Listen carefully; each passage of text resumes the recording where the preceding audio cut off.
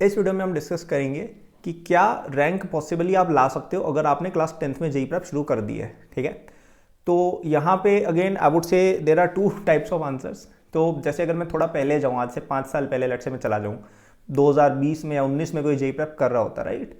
तो तब क्या था कि यार इतना ज़्यादा कंपटीशन था नहीं। ठीक है, इतना ज़्यादा कंपटीशन नहीं था, और कंपटीशन तो चलो फिर भी ठीक है, अवेयरनेस नहीं थी। पहले भी बच्चे बहुत स्मार्ट हुआ करते थे। इनफैक्ट मैं तो कहूँगा कि जो पहले के जेई टॉपर्स होते थे ना, वो ज़्यादा स्मार्ट हुआ करते थे, क्योंकि आप उनके कॉलेज वगैरह देखोगे ना, क्या ओलंपियाड्स में उनकी परफॉर्मेंस रही है, बाकी एग्जाम्स में क्या परफॉर्मेंस रही है, उसमें भी उनकी बहुत फाड़ परफॉर्मेंस रहती थी। ठीक है, और पहले जेई का पेपर थोड़ा रिलेटिवली हार्ड भी आता था। आप 1990s का पेपर वगैरह देखोगे तो डिफिकल्टी थी थोड़ी। ठीक है, एंड जो बीच के ईयर्स थे वहाँ पे कंपटीशन भी हाई था और डिफिकल्टी भी कहीं ना कहीं मेंटेन थी।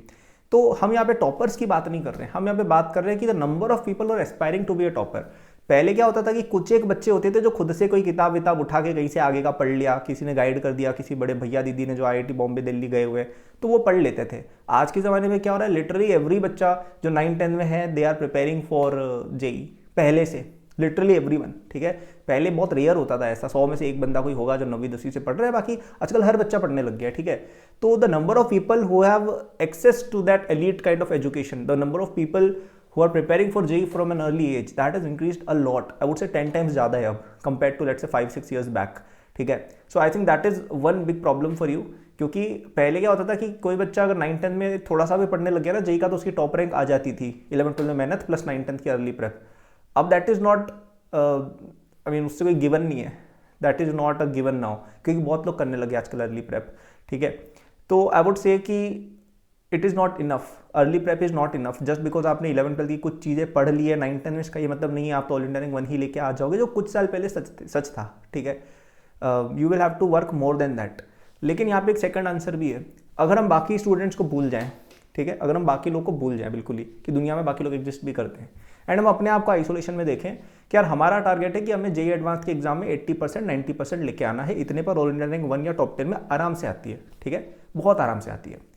तो अब ये टारगेट अगर अपन ने सेट कर लिया कि यार मुझे तो जेई एडवांस के दिन 90% 85% ऐसा स्कोर करना है या 100% स्कोर करना है। ठीक है, तो अब वहां पे आपकी थिंकिंग ऐसी चलनी चाहिए कि यार मैं अपने आप को इस लेवल पे किस तरह से सिलेबस को, देखो 100% लाने के लिए कितना सिलेबस आपको पूरा आना चाहिए फर्स्ट ऑफ ऑल। तो पहली बात, that itself is a difficult task कि हर एक टॉपिक आपको अगर आता हो, आपके फिंगर टिप्स पर हो, मतलब लिटरली एक एक टॉपिक आपको पता है कि यार ये टॉपिक इस चैप्टर का है, इसमें ऐसे क्वेश्चन है, इनको ऐसे सॉल्व करना है, और एक एक टॉपिक आपको क्लियर है। Just by doing this you can score 50 to 60% in JEE advanced, and JEE main में तो 100%। ठीक है, 100% तो नहीं बट या 80-90% इवन इन जेई मेन, और एडवांस में भी you can score 50-60% just by this कि एक एक टॉपिक हमें आता है। ठीक है, तो इस तरीके से देखा जाए तो 11-12 के बच्चे भी ले आते हैं। लाइक बहुत सारे बच्चे होते हैं जो 11-12 में पढ़ के या ड्रॉप ईयर में भी या 12th में 11th के मिडिल में शुरू करके इस पोजीशन पर आ जाते हैं कि 50 to 60% उनका स्कोर जेई एडवांस में आ रहा है, जेई मेन में 82% 80-90% स्कोर आ रहा है। ऐसे बच्चे कितनी हो जाते हैं। डिफिकल्टी कहाँ पे लाया करती है, अगर आपको ऑल इंडिया रैंक 1 वगैरह चाहिए ना, उसमें क्या है, आपको जंप और मारना है कि जो बचा हुआ पोर्शन है ना, कि जो बचा हुआ 60% से 80% पर जाना, 85% पर जाना, that is the hardest part. ठीक है, वो अगर आपने कर लिया then you will get the rank 1। ठीक है, तो वो अब पार्ट कवर कैसे होगा, तो वहाँ पे कवरेज रहती है कि आपकी प्रॉब्लम सॉल्विंग की जो एबिलिटी वो बहुत एलीट होनी चाहिए। मतलब जस्ट बिकॉज आपको सिलेबस आता है इससे नहीं होगा। जेई एडवांस में कुछ क्वेश्चन ट्रिकी आएंगे, ठीक है, जेई मेन में भी कुछ क्वेश्चन ट्रिकी आएंगे, जेई एडवांस में तो बहुत ज़्यादा ट्रिकी आएंगे, like 50% of the paper will be tricky. 50% easy होता है जो प्योरली सिलेबस कवरेज के बेसिस पे आप कर लोगे, लेकिन 40 to 50% पेपर जेई एडवांस का ट्रिकी होता है, जो इवन आपको चीज़ें आती भी हैं तब भी आपको कुछ सोच समझ लगानी होगी, आपको खुद का दिमाग चलाना होगा, तब आएंगे वो नंबर, स्पेशली मैथ्स और फिजिक्स में, राइट। तो वहाँ पे आप अटकोगे, और वो कैसे होगा, जब आप बहुत ही फास्ट हो, थिंकिंग एबिलिटी में बहुत ही ज़्यादा आपकी प्रैक्टिस है, बहुत सारे टाइप्स ऑफ क्वेश्चन आपको आते हैं, तब होगा वो। And for that you need to start studying early, क्योंकि वो आईक्यू डेवलपमेंट में ना टाइम लगता है। वो जो मैथमेटिकल आईक्यू होता है, वो फिजिक्स का जो आईक्यू होता है कि यहाँ पे ऐसा सोचा जा सकता है, उसमें क्या खुद से क्वेश्चंस करने की एबिलिटी ये सब डेवलप करनी होती है, और उसके लिए क्या आपको टाइम देना पड़ता है, और वो टाइम 11-12 में बहुत मुश्किल से मिलता है। तो for that you need to invest time now, कि यार हम अभी से ही कुछ चीज़ें 11th की लेट्स हमने फिनिश कर ली, उनमें हम काफ़ी डेप्थ में भी चले गए, फिर 12th 11th में टाइम अपना क्लियर अप हो जाएगा, जिसमें हम 12th की चीज़ों में और डेप्थ में घुस सकते हैं, या 11th की चीज़ों में और डेप्थ में घुसे, थोड़ा 12th का बेसिक एक्सप्लोर किया, फिर 12th में टाइम फ्री अप हो गया बिकॉज बेसिक्स आते हैं, तो वहाँ पे हम 12th में और डेप्थ में घुसे, राइट। तो जो डेप्थ में एंटर करने की जो एबिलिटी है ना, that is very important for any of you जो एम कर रहे हैं उस तरह की रैंक के लिए, ठीक है। तो अगर हम उस एंगल से देखें कि हमें डेप्थ में जाना है enough to score 80%, 85%, 90% in JEE, उस चीज़ के लिए आई थिंक दिस 1 ईयर जो आपके पास अभी बचा है 9 to 10th moving students, I think it's more than enough, ठीक है, but you will have to study. So my overall answer would be कि any rank is possible now, specially अगर आप एक ऐसे बच्चे हो जो ऑलरेडी कुछ चीज़ें जानता है, ऑलरेडी उसको 9th-10th की समझ है, ऑलरेडी थोड़ा बहुत आप कुछ पढ़ रहे हो 11th-12th का, देन तो आप डेफिनेटली कर सकते हो।